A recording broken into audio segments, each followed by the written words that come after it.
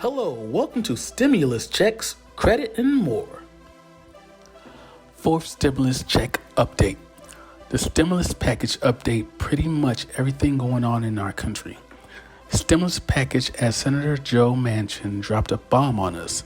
A lot going on here with the stimulus package. I'm going to give you the latest on what the House of Representatives is saying. Joe Manchin and what they're going to do with the stimulus package. Now, going forward, we got a lot here going on here.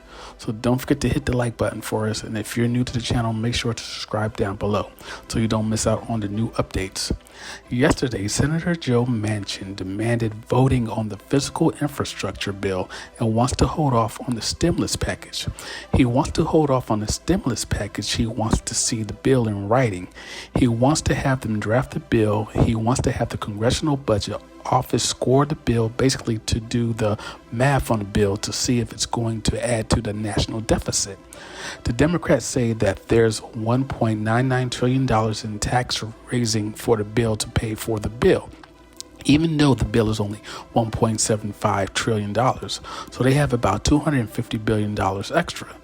So there shouldn't be any deficit or any national deficits to add anything to the national debt for this bill. So the bill is or should be fully paid for. Joe Manchin wants to see the bill in writing. He wants to be able to review it. He wants to have the Congressional Budget Office score it if he wants to pause on the stimulus package. He wants to make sure it's not going to add to inflation, which kind of sounds good. He wants to make sure that there's not going to be anything passed that would hurt American families.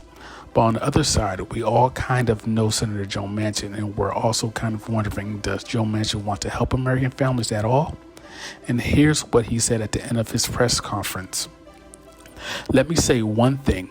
I'm not going to negotiate in public on this because I've been dealing in good faith, and I will continue to deal in good faith with all my colleagues on both sides. It's time to pass the bill and quit playing games. Saying I'm trying to fight for the American people, but is he trying to fight for the American people? The political games have to stop twice now. The House is balked at the opportunity to send the BIF legislation to President.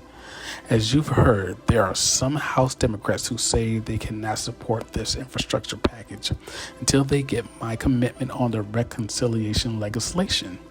It is time to vote on the bill up or down and then go home and explain to your constituents the decision you made. And I've always said, if I can't go home and explain it, I can't vote for it. And if I can, I will. I've worked in good faith for the past 3 months with President Biden, Leader Schumer, Speaker Pelosi, and my colleagues on the reconciliation bill, and I will continue to do so for the sake of the country. I urge that the House to vote and pass the bipartisan infrastructure bill. Holding this bill hostage is not going to work.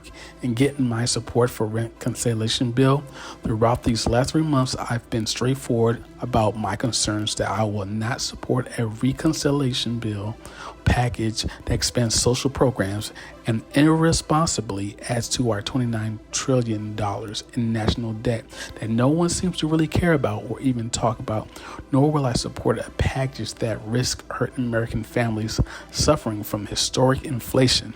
Simply put, I will not support a bill that is consequential without thoroughly understanding the impact that it will have on our national debt, our economy, and most importantly, all of our American people.